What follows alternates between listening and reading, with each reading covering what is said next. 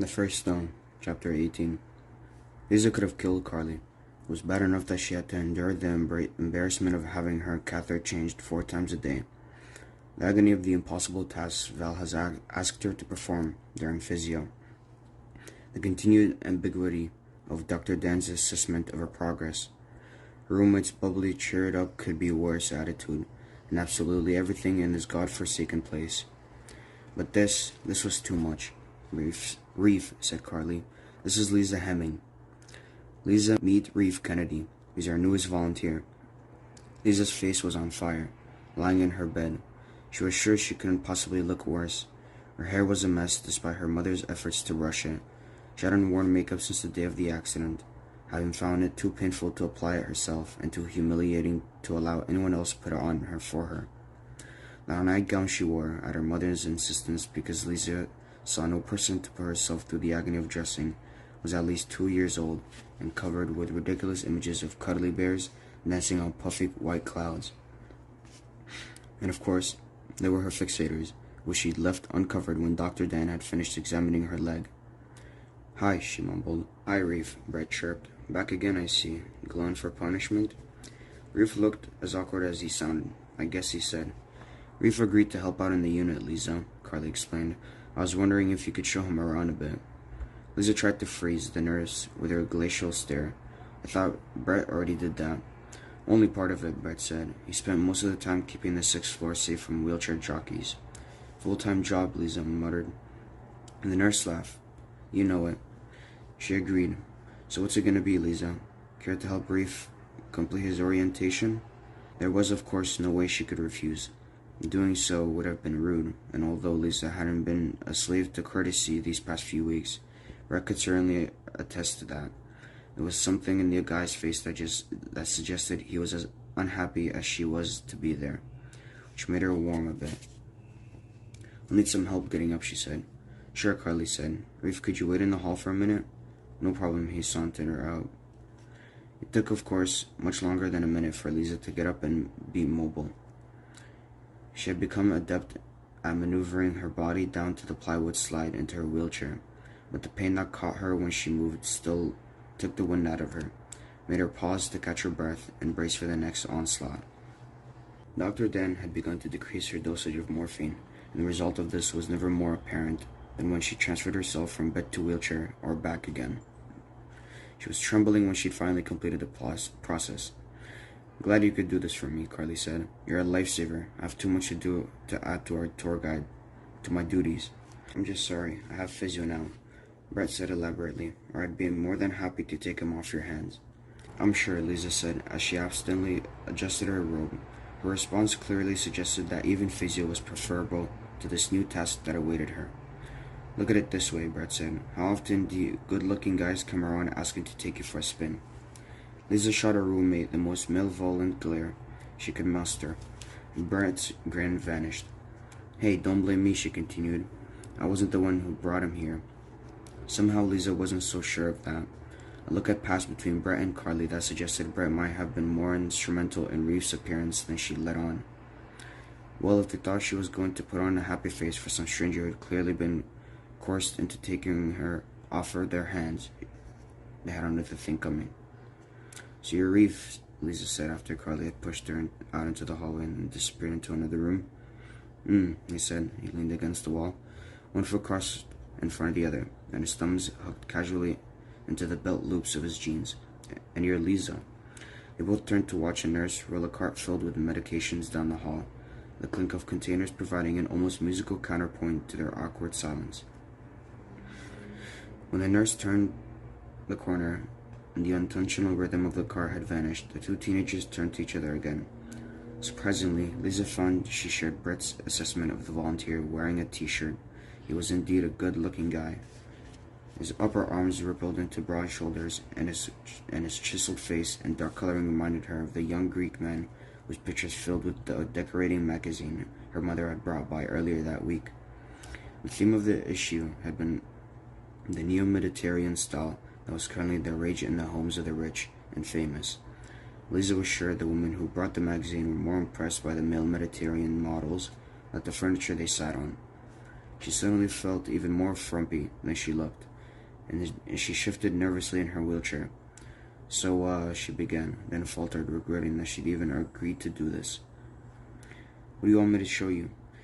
The young man blinked. "I don't, Now he seemed to be the one faltering. "I ain't sure." He ran his fingers through his hair. The duck curls were arranging themselves as soon as he removed his hand.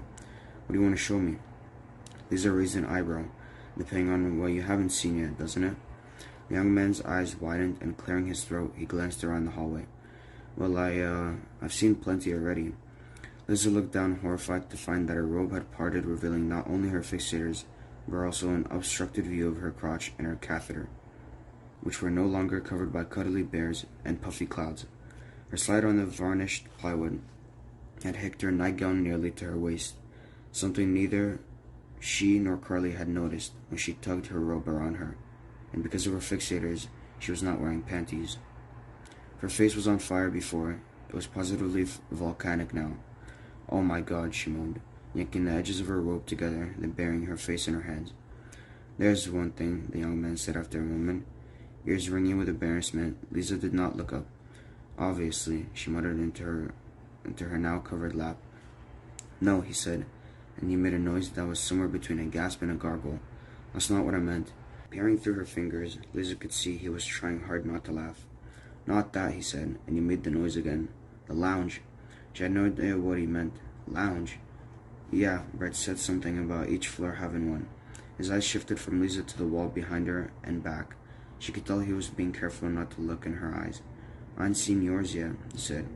Maybe it was the way that the left side of his face quivered, as though he were biting the inside of his cheek. Maybe it was the way his eyebrows knitted together in a portrait of strained concentration. Or maybe it was just because she really had nothing left to lose. Whatever the reason, she said the first thing that came to her mind. "Oh, I think you have." Then they were both laughing. Loud, gusty whoops that echoed up and down the hallway. And they continued laughing. Lisa gulping back sobs, Reef wimping his nose, both of them gripping their sides, and before long curious patients and nurses were drawn into doorways to see what had caused such an uncommon hilarity. "Quite a view," Reef said, as he looked out across the winter street and a Barrington road. Far below, the pedestrians in shorts and sunglasses were enjoying the August sunshine. In the distance, a patch of harbor glinted beyond office towers and the downtown core. Lisa rolled her wheelchair over to the window.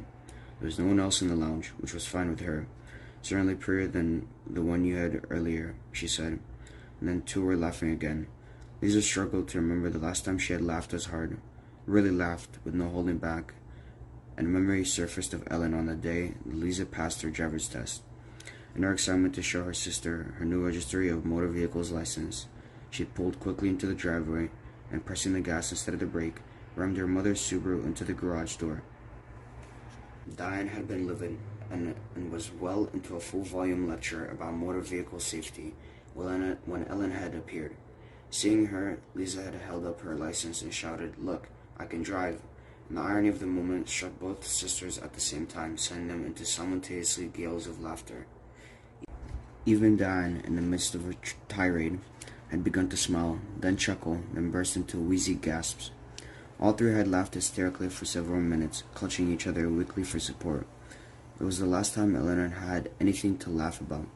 She had been diagnosed with cancer the following week. Before she knew it, Lisa was sobbing.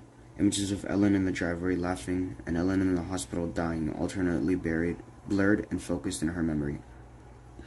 It was like looking at those 3D pictures hidden into two-dimensional drawings. It was only when you stopped trying to see them that they rose off the page, sudden and surreal. The young man turned from the window. Look, he began when he saw she was crying. He shifted awkwardly, obviously unsure what he should do. I'm sorry if he trailed off. She shook her head. "No, it's nothing." She choked and sobbed even harder. Dr. Dan had warned her that there would be times like this, times during her rehabilitation when the physical damage to her body would unexpectedly trigger a release of raw emotion. It was like wires crossing. He told her two completely unrelated things that would suddenly connect, and the floodgates would open. Lisa had thought he'd been speaking metaphorically at the time, but trying not to wipe her tears away with the sleeve of her robe. She was no longer sure that was true. Tissue appeared under her nose. She looked up and saw the young man holding a Kleenex box he had taken from the table by the window. "Here," he said, and something about the gesture, the contrast of the soft tissue in the large, rough hands touched her. "Thanks," she said. "So how'd it go?"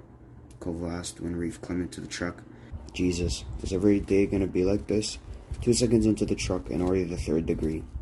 Reef hated the thought of taking the bus back and forth, but it beat being grilled each afternoon by Constable Koval. He sideslumped back into the seat. "Okay," he said finally. "Just okay?" Christ almighty. Reef ignored him and stared out the window.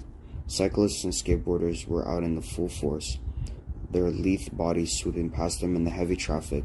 Reef thought about bikes, thought about never having one of his own.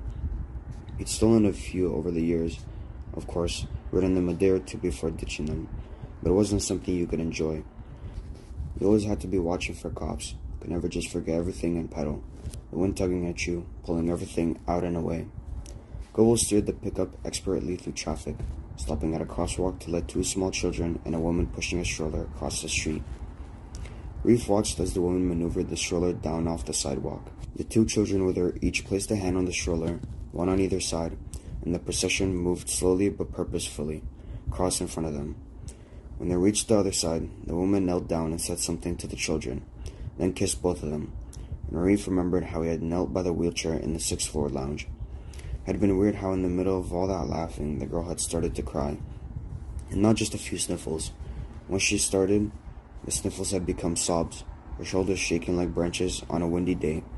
And he'd wanted to leave her there, call the nurse to come deal with to tell her it wasn't his job to babysit loonies who belly laughed one moment and then bawled the next. But he hadn't. Had instead found the Kleenex and given it to her. Listened to her apologize over and over, and then out of nowhere, begin to talk. And about her sister, she had cried even harder, telling between sobs what it was like to watch the cancer eat her sister alive.